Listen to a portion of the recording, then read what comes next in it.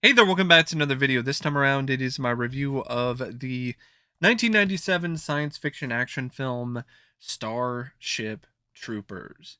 Now, this is the 25th anniversary 4K steelbook from Sony. I think it's pretty sweet, and I would definitely recommend grabbing it if you are a fan of this film. To me, it's a definitive release of the movie on physical media as of right now. It's got the best looking transfer with Dolby Vision as well as Dolby Atmos in terms of the sound mix. It's got a 25th anniversary panel discussion with cast and crew. It's got all the other features from the Blu-ray that are ported over. So, yeah, it's definitely a pretty solid release. And before I go any further sharing my thoughts on the film, I want to give a special shout out to Dawn for requesting this review. And if there's another film, TV show, or topic that you'd like to see me discuss in the future, feel free to donate to either my PayPal or to my Patreon. The link to both will be in the video description down below, and I will try to get to your request as soon as I possibly can. Now, Starship Troopers is one of those movies that over the years, my opinion has changed on it, but it's also kind of stayed the same. It's one of those weird films where it's a movie that there are things about it that I love, but then there's other elements of it that I'm really not a fan of that I think hold the film back and to me aren't quite fatal flaws, but they are definitely rather noticeable flaws when it comes to the final product. Now, one of those flaws is definitely not the direction by Paul Verhoeven. I think Verhoeven's direction in this is vivid. It's just full of genuine energy and intensity and viciousness, and it's Paul Verhoeven at his best. Paul is at his best when he's doing films like this with a budget and he's able to be as gonzo and as crazy as his heart desires. Like he really is. Like he's one of the premier filmmakers to me when it comes to a film that is over the top, that is bombastic, and is just to the extreme. And Starship Troopers is no exception to that. Like this film is insane. I mean, just the shoot of the film was pure insanity. I mean, there were a lot of times where the actors were not even reacting to actual arachnids. They were reacting to Paul Verhoeven acting like he's a giant killer bug and saying that he's going to fucking kill them. Like, that's how crazy things are when it comes to this production. And that gonzo craziness is really something that really sets this film apart, especially from a lot of sci-fi action films from around this same time period. And Verhoeven, he's just a master of this kind of movie. He is just so good at working with the camera and creating sequences that are sweeping in size and scope, but also creating scenes that are smaller or sequences that are just there to really emphasize the dark humor of the film or the overall vibe or the mood. Uh, he's just a very consistent filmmaker in a lot of ways. And when it comes to the action, like he is one of the best that has ever been behind a camera, if you ask me. Like the various different battle scenes with the troopers and the bugs are really thrilling, exciting stuff to watch, and it evokes classics like Aliens. It really does. It gives you that same kind of adrenaline rush, and it does help too that this is a project that Paul was immensely passionate about. Uh, the main reason why this even got made is because this was a passion project of Paul Verhoeven, Ed Neumeyer, and other people who had worked with Paul on RoboCop. because really what happened is Paul and Ed, they wanted to do another film together. They really loved working together on RoboCop. They wanted to have a reunion, so to speak. And Starship Troopers really was born out of a different project that Ed was working on, which even had a title of Bug Hunt at one point. And it was initially a smaller film, being more like, a Aliens clone. Uh, and it was something that Ed and Paul were passionate about, but the studios weren't necessarily as passionate about it as they were. So it was a project that was kind of stuck in development hell for a while until uh, it morphed into Starship Troopers when it decided to become a loose adaptation of the novel of the same name by Robert A. Heinlein. When that happened, the studio was more willing to finance the film, but at that point, there was a shift in terms of the ownership, and the project was once again up in the air. And throughout all of this, Paul was still there. He was still there every step of the way. He had never left the project. So much so the point where, like, a couple years before the film actually got made, he was given $250,000 by Sony and TriStar to shoot a test short with effects by Phil Tippett, and he shot it over in a desert somewhere with Mitch Gaylord, of all people, who was an American Anthem and was Scorpion's stunt double in Mortal Kombat. And it wowed the studio enough that they agreed to finally finance the film and to add it to their release schedule. And it then ultimately wasn't just a Sony TriStar film, it also became a Touchstone Pictures film, because then it became a movie where two studios were contributing to the production to, help the costs a little bit, because I don't believe Sony and TriStar were willing to foot the entire bill, so to speak, especially if the film didn't do as well as they would have hoped in the theaters, because it's an R-rated, hyper-violent, gory sci-fi action film. But yeah, Paul Verhoeven's direction in this is just dynamic. It's wild. It's inventive. A lot of different types of camera techniques and shots. Some great usage of panning and zooms and close-ups, and just a tour de force in a lot of ways. Like, if Paul Verhoeven retired after this film and he never did Hollow Man or some of the later films that he did that weren't a part of this genre, it would have been one hell of a way to go out. He would have gone out with a bang. And it's just a treat. It really is. I love it when Paul is given a project like this and he's able to just go for broke. It's really something special. It's really something cool. The script by Edward Neumeier, it's very loosely based on Starship Troopers. It has certain elements of the novel, but it's not what you would say a truthful or faithful adaptation of the source material, and that's fine.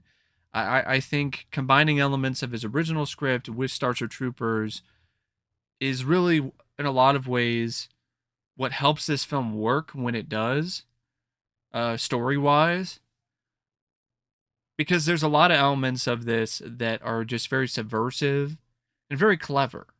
I think the satire in particular in this script is spectacular. It's funny. It's very blunt, but that's what it needs to be. It needs to be blunt, because that's some of the best satire to me. Is when you have satire that's also very dark, and when it comes to its structure, and then it morphs into its own kind of a subset of dark humor. And the satire in this is so dark and twisted that it honestly seems like this entire film could take place inside the same universe as RoboCop, because you have like the FedNet vignettes and the shorts and the advertisements, which really do evoke the same sort of vibes as the fake advertisements in RoboCop.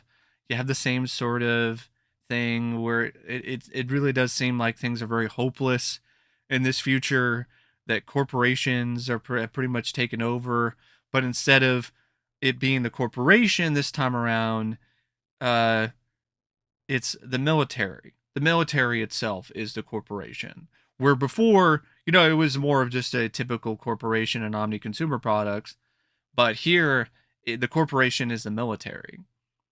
And the troopers themselves are very similar to the cops in Detroit and RoboCop, where they are essentially cannon fodder.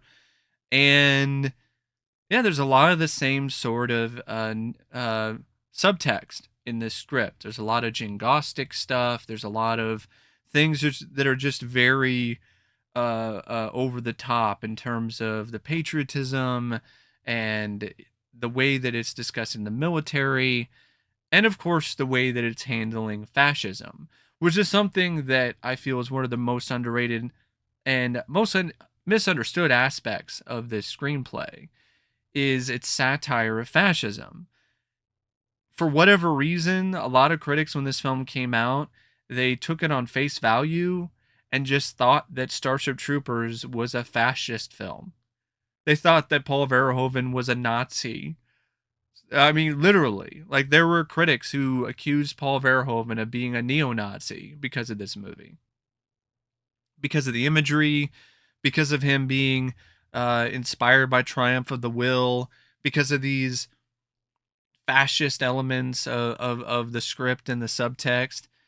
And they missed the point. It's a satire. It's a parody of fascism. It's not intended to be a straightforward take on it, or something that is trying to prop up fascism in any way. It's a teardown of fascism more than anything else. And I think that over the years, that is something that has become more understood. But it's just crazy to me that a lot of professional critics at the time, who had some really significant education, didn't get it. And I think their negative reviews, where they were talking about the film being pro-Nazi, is a big reason why the film had such a big fall off after its opening weekend when it comes to the box office. But yeah, the subtext and the satire in this screenplay is just some of the best that you'll ever see in this genre. And the action, when it is there, is very I wouldn't say complex, but it's varied. It doesn't seem like it's just the same sort of stuff when it comes to the battles with the bugs. The character depth, it's not necessarily this script's strong suit. Particularly when it comes to certain characters. Like, for instance, it seems like this character, Carl Jenkins, is supposed to be a bigger character when it comes to the overall plot. He's set up as being one of the main group of protagonists.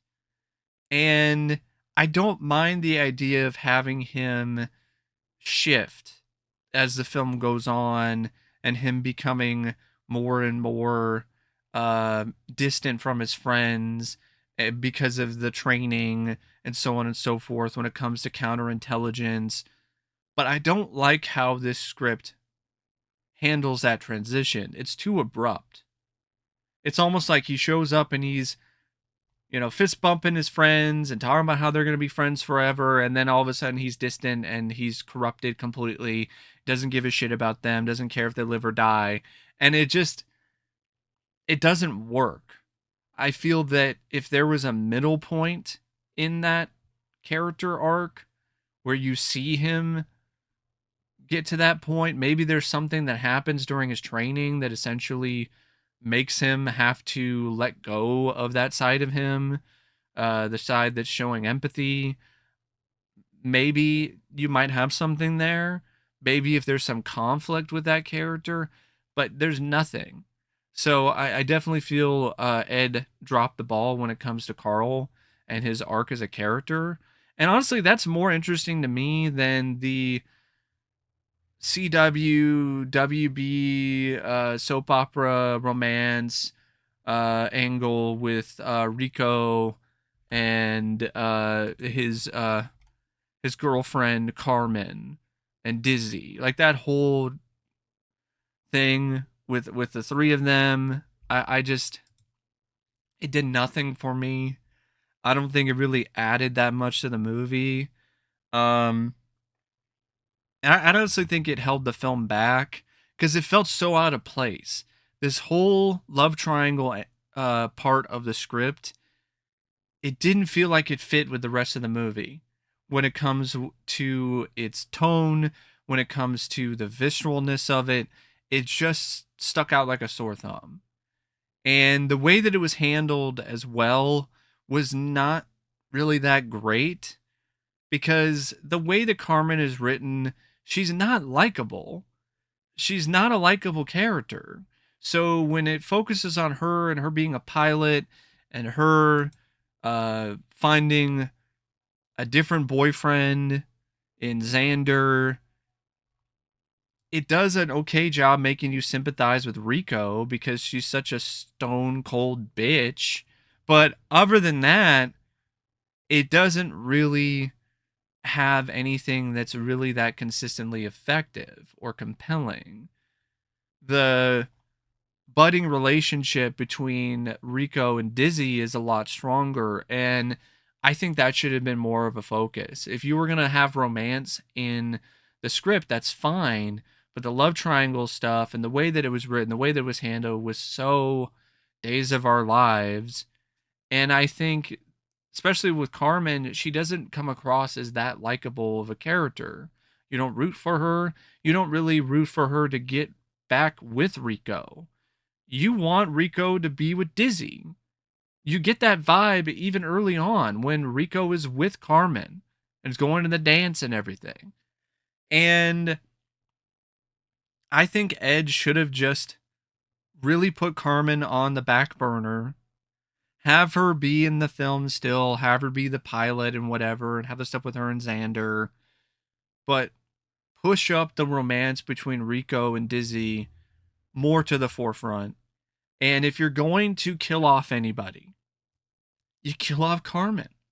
She's not the most likable character. The way that she's presented, you not aren't as sympathetic towards her. And I get why Ed did what he did with Dizzy, but this was already a film that was already bleak enough.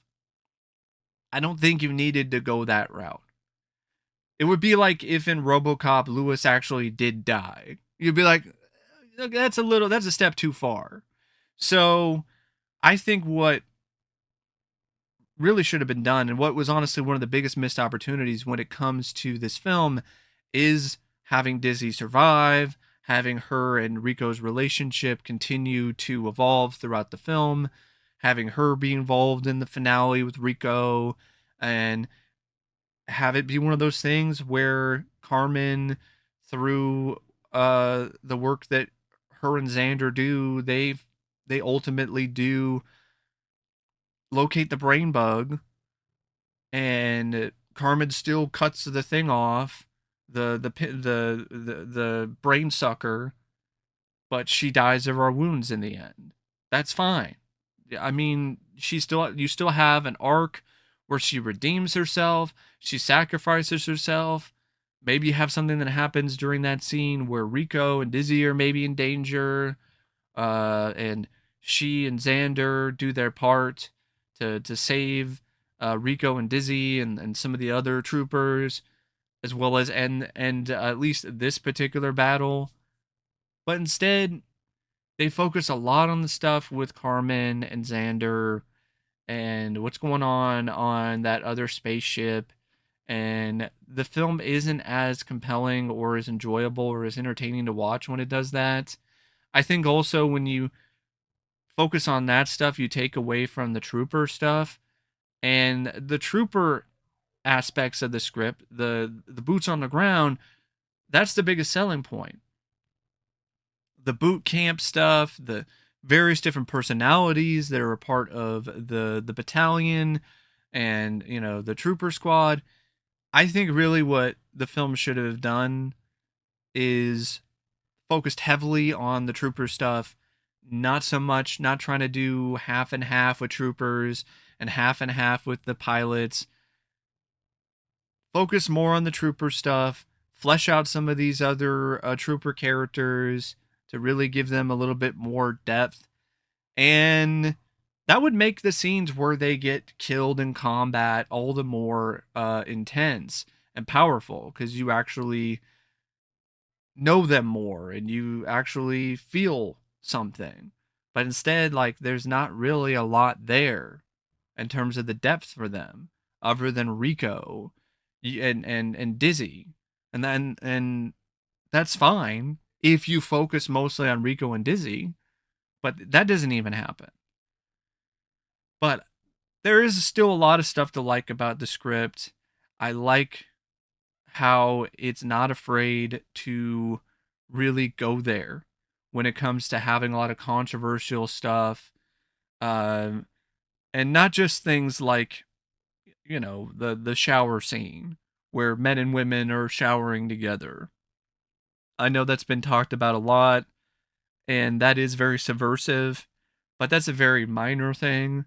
I mean, this is a film that has a lot of satirical bite to it, and it's not afraid to literally poke fun at the military and the industrial military complex. And I think that that took a lot of balls, and I think was way ahead of its time in that regard. But I think it could have been even more spiteful. Like, it could have been even more subversive, because I think there's a place where you could set it up where the arachnids, they aren't even the ones that blew up Buenos Aires. It was a setup by the military, uh, so they can have a war. And I think that would fit so perfectly when it comes to the overall tone of this story. But because of the way that things are set up, the way that the script ultimately handles things, that doesn't really come across that logical. But I think if you had that in there, it would make this even more brilliant when it comes to its takedown of the military. And I just feel that there's some good banter at times between characters as well, which definitely does make the movie have sort of a crowd pleasing vibe to it. And I think the various different types of arachnids is also really cool. It's not just one type. You get the big bug that's firing plasma out of its butt. You get the even bigger bug that literally melts people with what looks like lava that it spews out of its mouth. And you have the brain bug, which I thought was a really cool idea. That there's this bug that sucks people's brains out and it makes it more intelligent, and it enables it to be able to essentially create military tactics for its own army. So it can ambush the military, it can ambush the troopers, it can create advantageous situations for its own insect army. And that's a different sort of take on things. It's not just like Aliens, it's not just a rip off of Aliens, but with insects, because oh, you got the soldiers who wearing similar outfits and uniforms. Uh, it's not just the xenomorphs, because there's something a little different there, and I like that a lot. And I did. I also appreciated it, just how truly visceral and just violent this story is. It goes for the jugular, literally. Now, The screenplay, for the most part, I think it's really solid. It just is missing a few things. Like I said, some character arcs I don't think are really handled that well, and some character arcs I think should have actually been placed in there to begin with. But at the end of the day, I still think it's a pretty good screenplay. The cast, on the other hand, is really honestly what provides a couple genuine knocks when it comes to this film and its overall quality. I think the biggest thing that holds this film back is its cast. The script, like I said, could be better, but even that is something you can tolerate and kind of deal with if the cast was better. But the cast, the way it is, it's so detrimental to this film. And I know for some people, the cast is one of the reasons why it's so fun and one of the reasons why they love it so much. And I have no problem with that. Teach their own. That's all I have to say, because other than a couple cast members, this cast is just not up to the task. It really isn't most of the time. And it starts with the star. It starts with the lead, Casper Van Dien, as Johnny Rico. He's a stiff. He really is. He's a total stiff in this. When he's action man and he's running around shooting machine guns or jumping on the back of big bugs and throwing grenades in their backs, he's fine. When he has to open his mouth and say more than like one or two lines of dialogue, when he has to monologue, when he has to show emotion, he's way out of his depth. He doesn't know what to do, and it just comes across like a total fumble. Like he's just fumbling his way, and it's just not a good performance. It's pretty bad in a lot of different ways. I think his charisma is there, but that's not enough to carry the performance, because this is supposed to be like your central figure. And he has a decent amount of charisma, but not enough to the point where this generic action man character really sticks with you. Like, you don't hate the guy. I'm not going to say that, but you never really love Rico. You never really find this character or this performance to be genuinely memorable. Uh Dina Meyer, on the other hand, is Dizzy Flores. She was fantastic. Like, I would say her performance, other than Michael Ironside and some of the other supporting roles like Clancy Brown, is the best performance in the entire movie. Like, I loved this character. She was charismatic, but she was also believably tough. She also had a softer side to her that worked in its own way. She had good chemistry with Casper Van Dien and other members of the cast. That's what makes what they do to her character so frustrating, because you're like, this is arguably the best character in the movie, and you do her dirty like that? Like, what the hell? Why? I'm stuck with Action Man over here, and Denise Richards, Carmen, who might as well be a spokesperson for Cresta White Strips. Like, I'm stuck with that. I'm stuck with the toothpaste queen. Like, it's like, you know what I mean? It's like, Jesus Christ. Like, have some better priorities when it comes to your film, please. Like, and I'm not alone. Like, Disney's a fan favorite for a reason, because Dina Meyer is great in this. And honestly, I think she's hotter than Denise Richards. Speaking of Denise Richards, like I said, she is literally just the toothpaste queen. So many scenes in this movie, she's just doing the smiling acting. That's all she's doing. Like, it's just a big, giant, white, sparkling smile, and it just comes across so fake. You don't buy her being a pilot. You don't buy her, using a gun. You don't buy her being tough. And when they're trying to show her be sad or conflicted when it comes to what she's doing to Johnny Rico's heart, that also was a fail, because she's not a good enough actress to handle any of that. She's nice eye candy. That's it. Other than that, uh, she really isn't the kind of actress who can really provide a authentic performance. And I feel that's really in a lot of ways what this film was lacking is authentic performances by its central cast. They are all lacking something or another except for like a few exceptions. And so it really breaks the immersion of the film at times because you're like, okay, now I'm just watching people try to act in this sci-fi action film instead of just completely buying that what I'm watching is actually happening in front of my eyes. Jake Busey, he was fine to his ace, but he's also not the best actor. Neil Patrick Harris, I thought he was good, but he was barely in the movie. Clancy Brown, it's fun to see him again. Fun to see Kurgan. Liked his performance. Wish I saw more of it. Michael Ironside, another really good performance by him. Um, but if you think about it, you add up all his scenes, he's not in it a ton either. Patrick Muldoon as Xander, honestly, I think he did a better job than Casper Van Dien. You could have swapped the two, and that might have worked a little bit better.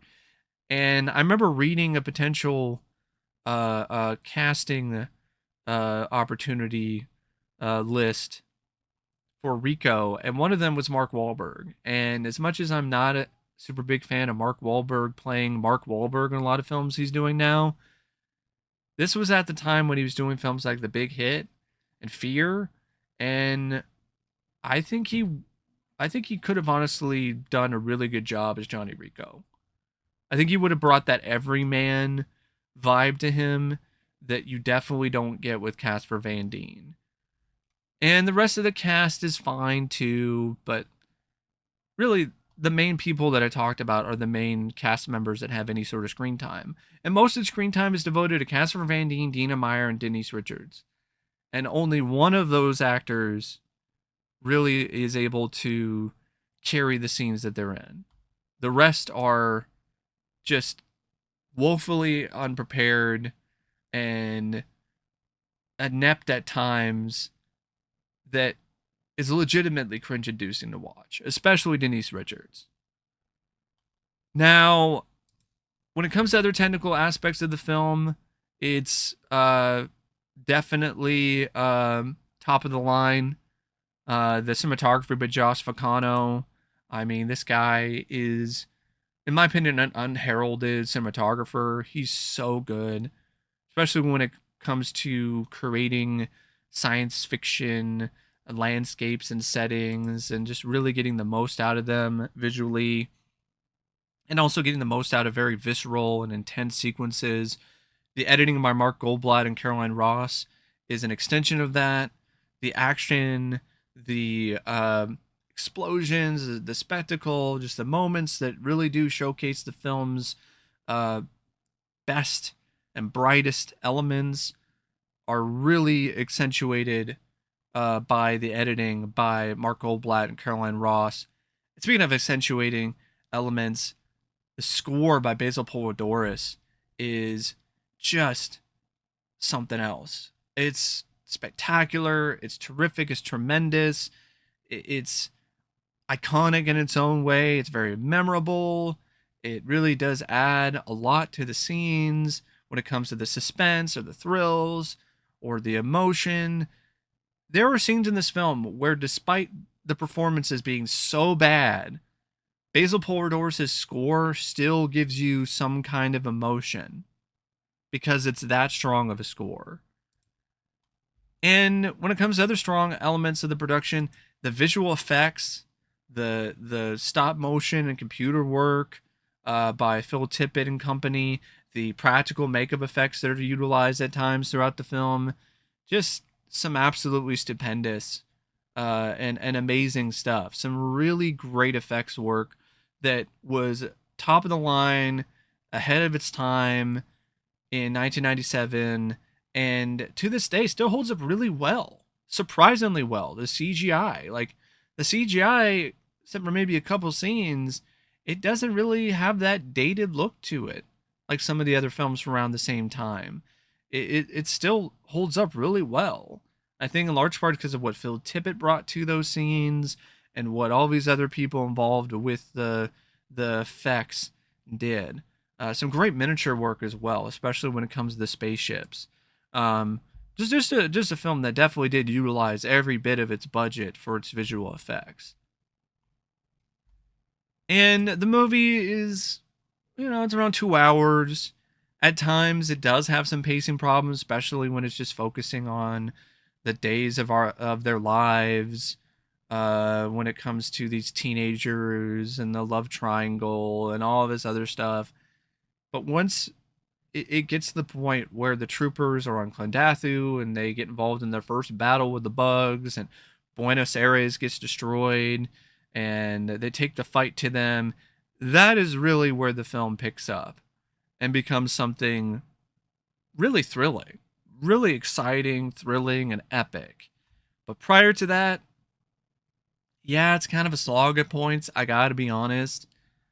But makes up for it when it comes to just how exciting and fun it is when you get to the battle with the bugs.